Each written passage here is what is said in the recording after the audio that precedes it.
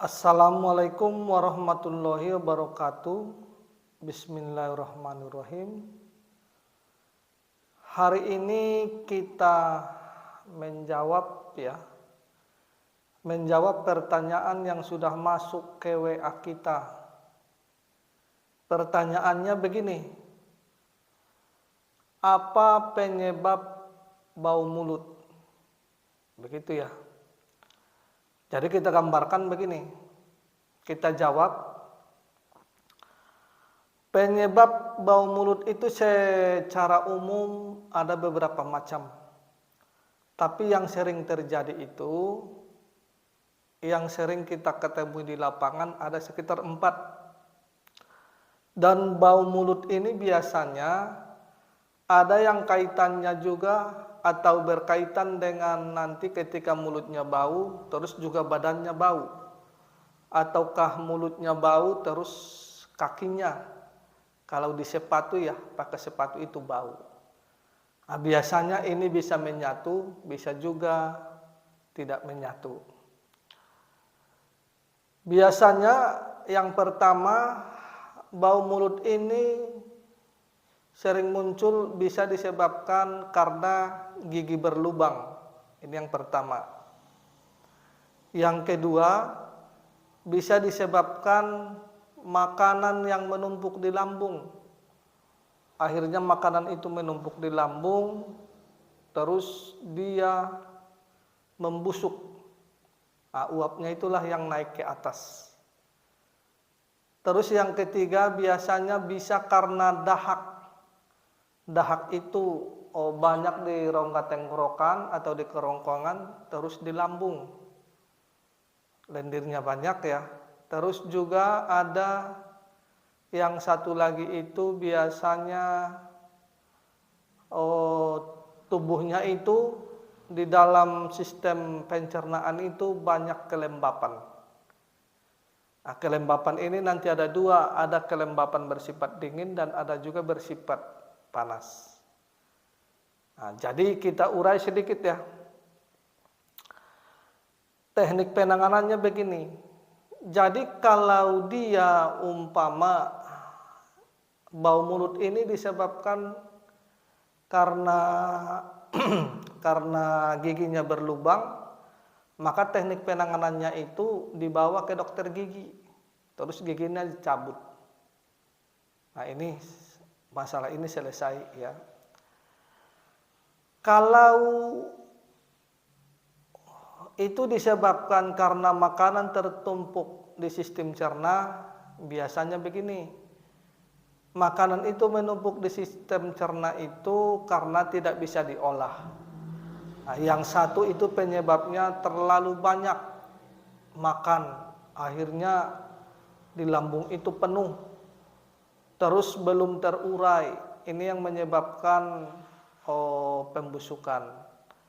Nah, ini yang menyebabkan pembusukan ini biasanya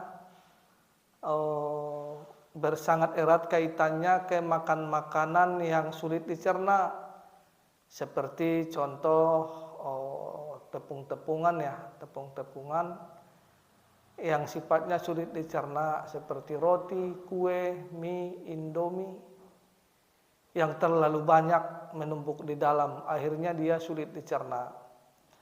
Ditambah lagi makannya banyak, nah, ini yang menumpuk di situ. Ditambah lagi kita jarang olahraga. Nah, jadi ketika makanan itu membusuk di lambung, ketika kita membuka mulut, maka uap yang dari dalam itu keluar. Ini yang menyebabkan bau mulut. Terus ada juga yang menyebabkan bau mulut itu disebabkan karena kalau bau mulut yang disebabkan karena makanan tertimbun di cerna atau tersumbat di sistem cerna itu, cara mengatasinya maka stop makan makanan yang sulit dicerna, terus atur pola makan lagi dengan caranya mengunyah yang lembut ya. Hindari makan makanan yang sulit dicerna, mengunyah dan lembut ya. Terus makannya jangan terlalu kebanyakan atau jangan terlalu kenyang. Terus ada lagi Kalau biasanya tidak teratasi dengan kasus ini, maka dikasihlah biasanya obat itu yang namanya itu bisa obat pelancar makanan.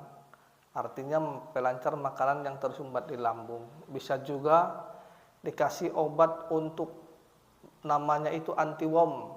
Dia yang bisa mengurai makan makanan yang sulit dicerna yang ada di lambung. Ada juga itu disebabkan karena lendir terlalu banyak di tenggorokan, di kerongkongan ya, terus juga mungkin di lambung terlalu banyak. Nah, maka teknik penanganannya itu biasanya dia dikasih pembuang dahak encer. Namanya pembuang dahak encer, maka ketika dahaknya yang di tenggorokan dibersihkan, terus kerongkongan dibersihkan, yang di lambung dibersihkan, maka nanti dahak itu akan keluar lewat pembuangan. Jadi maaf kata bahasanya itu ketika nanti kita buang, kita lagi nyucinya ya, nanti kita merasa lendir-lendir itu keluar. Jadi ketika kita nyuci kotoran itu banyak terasa licin-licin. Biasanya itu dahak yang keluar. Kalau tidak, biasanya itu bisa digurah.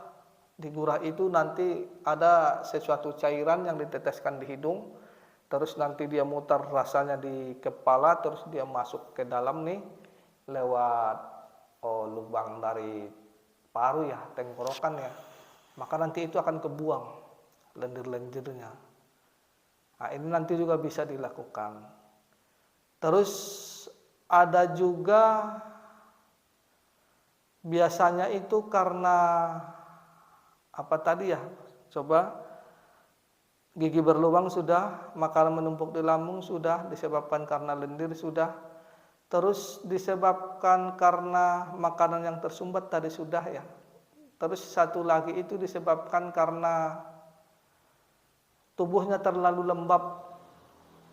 Biasanya kelembapan ini mengunci sehingga energi itu tidak bisa bersirkulasi.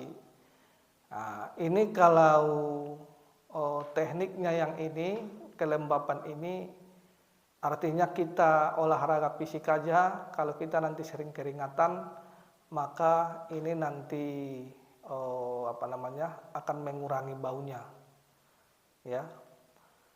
Nah, ini sekaligus dia itu nanti masuk ke badan ya, bau badan.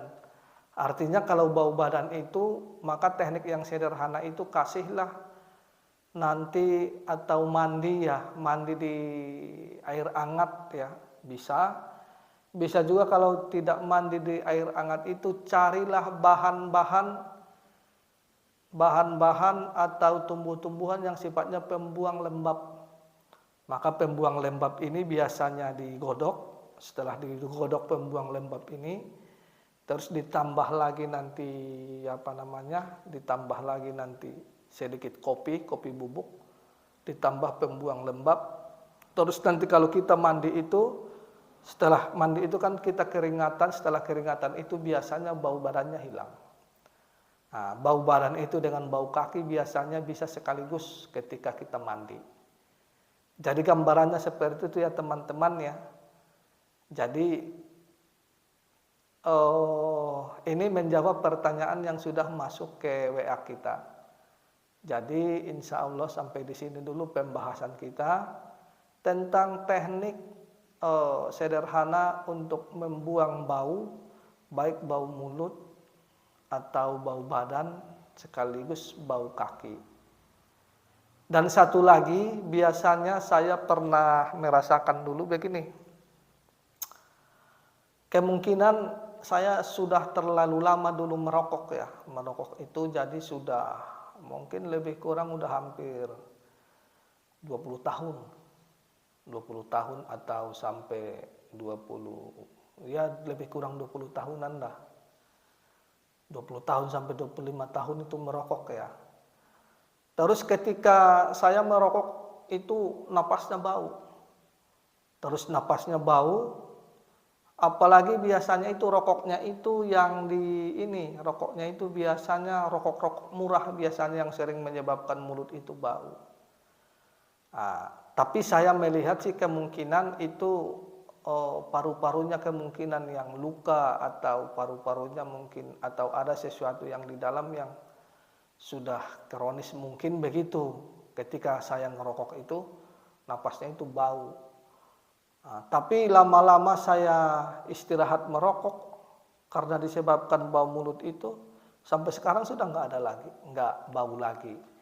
Nah, ini saya masih bertanya-tanya apakah itu bau mulut yang disebabkan karena rokok itu ataukah bau mulut itu disebabkan karena paru-parunya sudah ada pelukaannya atau mungkin ada sesuatu hal yang menyebabkan bau itu keluar dari mulut itu.